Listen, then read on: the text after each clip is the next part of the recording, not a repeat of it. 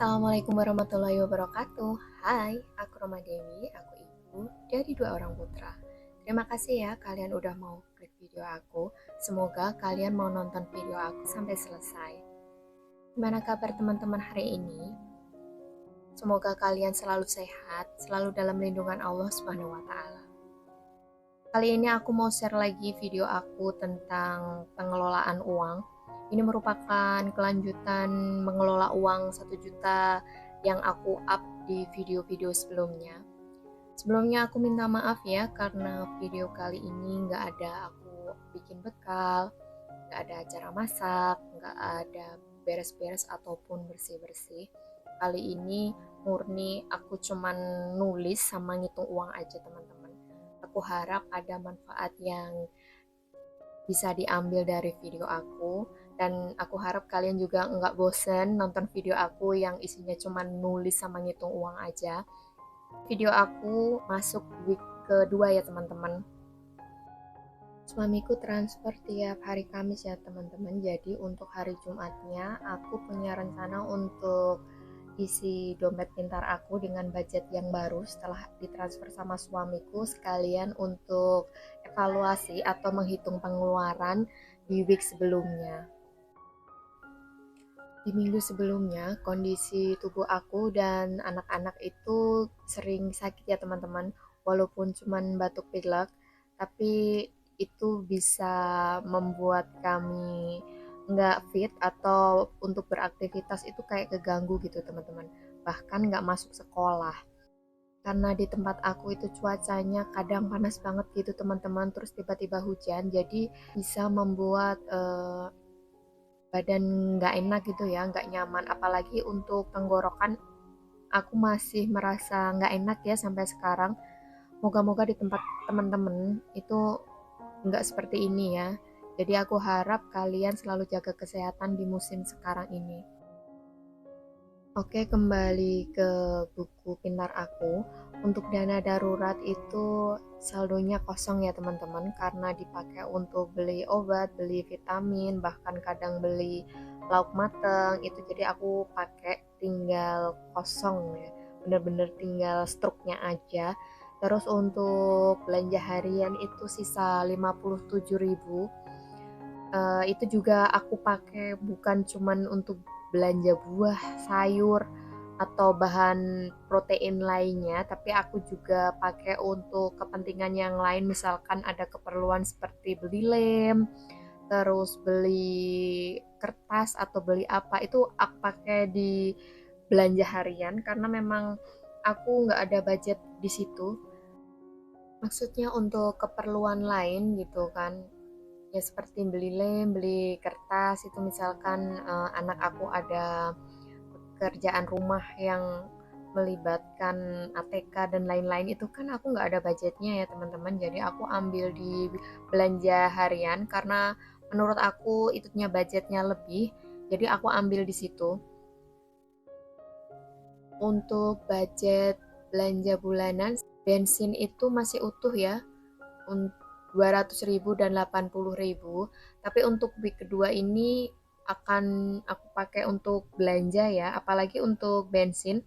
Itu biasanya aku beli bensin mobil itu 200.000 ya. Karena untuk week pertama 80 dan week kedua itu juga 80, totalnya 160.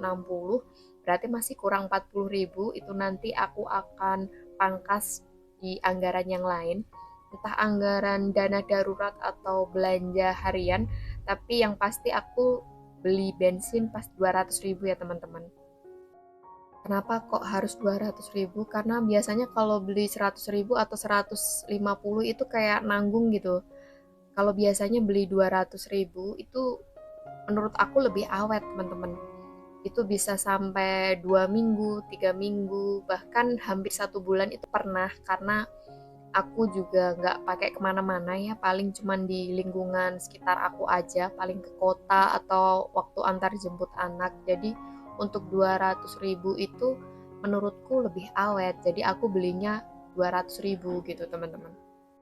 Untuk budget nabung masih utuh ya 250.000, tapi untuk kayak belanja bulanan, jajan anak, terus belanja harian, dan budget beras, telur, galon, dan lain-lain itu nanti akan aku pangkas 5.000 ya teman-teman.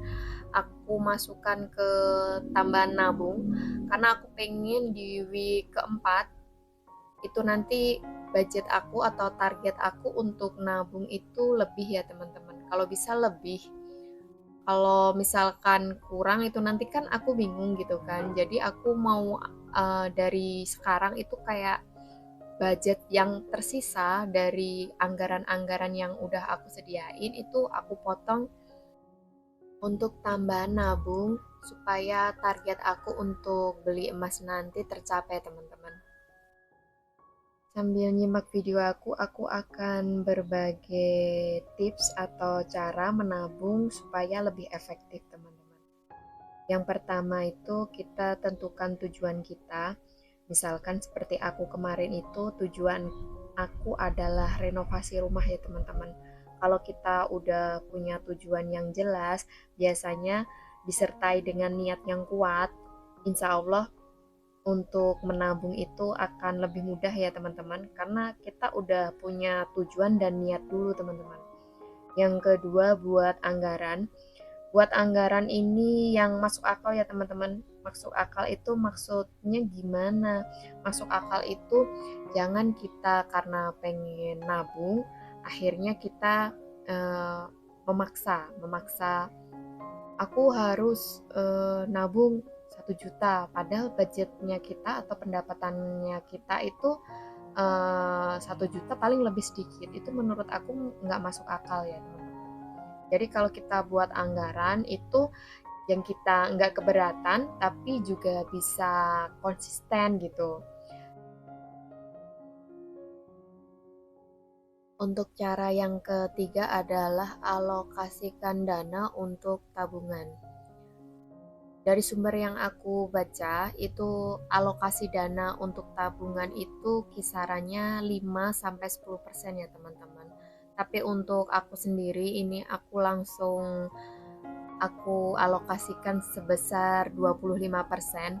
Kenapa 25%? Karena memang sebenarnya aku masih ada pendapatan yang lain. Jadi aku lebih memilih 25% ini supaya target aku itu lebih cepat terkumpul ya teman-teman, dan aku merasa target aku untuk memenuhi kebutuhan itu insya Allah udah cukup gitu teman-teman. Jadi enggak 5 atau 10% tapi langsung 25% untuk alokasi dana untuk menabung ini teman-teman. Langkah atau cara yang keempat adalah mengurangi kebutuhan atau mengurangi keperluan yang kurang perlu ya teman-teman. Kalau misalkan kita sering misalkan nongkrong gitu kan. Dulu aku sering nongkrong ya teman-teman, tapi sekarang udah berkurang alhamdulillah. Kalau biasanya kita misalkan eh, keluar makan itu juga sering ya dulu, tapi sekarang alhamdulillah bisa ditekan. Aku lebih sering beli terus dimakan di rumah daripada aku makan di tempat. Karena kalau kita makan di tempat itu pasti juga beli minum juga gitu kan. Tapi kalau kita dibawa pulang itu kan cuman makannya aja. Jadi insya Allah lebih hemat lah ya teman-teman. Terus untuk langkah yang terakhir itu adalah mencoba untuk konsisten ya teman-teman. Ini agak susah, gampang-gampang susah kalau menurut aku. Karena udah ada niat, udah ada planning, udah ada menekan pengeluaran supaya lebih hemat. Tapi kalau kita nggak konsisten, misalkan bulan ini nabung, bulan besoknya nggak nabung, itu juga menurut aku kurang tercapai ya untuk menabung lebih efektif. Jadi untuk langkah yang terakhir ini menurut aku perlu digarisbawahi. Jadi udah ada niat, udah ada rencana anggaran, udah menekan kebutuhan, tapi kalau kita nggak konsisten juga menurut aku percuma juga sih teman-teman. Demikian tips menabung efektif yang ingin aku sampaikan ya teman-teman. Terus di video itu aku udah mulai masukin uang Yang budget week kedua ini ya teman-teman, besarnya masih sama ya, 1 juta. Dan ini aku tempelin label yang kecil-kecil itu supaya aku tahu, kan tadi awalnya week pertama itu masih ada sisa, terus aku tambahin lagi untuk budget-budgetnya. Untuk dana darurat itu besarnya 100.000 karena week pertama itu dia nggak ada sisa, jadi ketambahan 100.000 ya, tetap 100.000. Untuk belanja harian budgetnya 245.000, ditambah sisanya itu totalnya 297.000.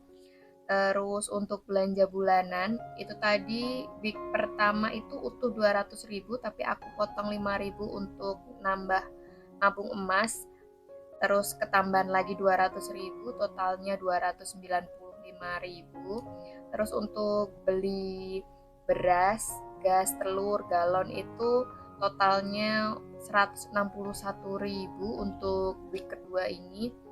Terus untuk bensin 80.000, terus aku tambah 80.000 lagi, jadi untuk week kedua ini 160.000.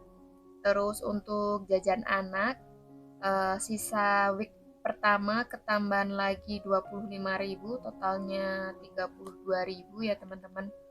Terus nabung emas karena tadi ada tambahan 20.000, terus week kemarin itu 250.000, terus ditambah lagi untuk week kedua ini 250.000, totalnya ada 570.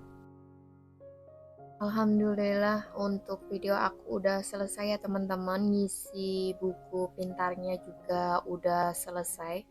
Moga-moga untuk week ketiga dan week keempat juga berjalan lancar. Moga-moga rezekinya juga ada terus. Aku doain teman-teman juga di sana rezekinya lancar. Target atau keinginan yang ingin dicapai dimudahkan oleh Allah Subhanahu wa Ta'ala. Intinya kita niat baik dulu aja teman-teman. Insya Allah dengan niat yang baik disertai usaha dan doa akan dimudahkan Allah Subhanahu wa Ta'ala. Amin. Terima kasih ya udah nonton video aku sampai di menit ini. Kurang lebihnya aku mohon maaf, apalagi ada suara anak-anak aku yang masuk. Moga-moga tetap jelas ya yang aku sampaikan di video. Kurang lebihnya aku mohon maaf. Sampai ketemu di video aku selanjutnya. Wassalamualaikum warahmatullahi wabarakatuh. Bye bye teman-teman.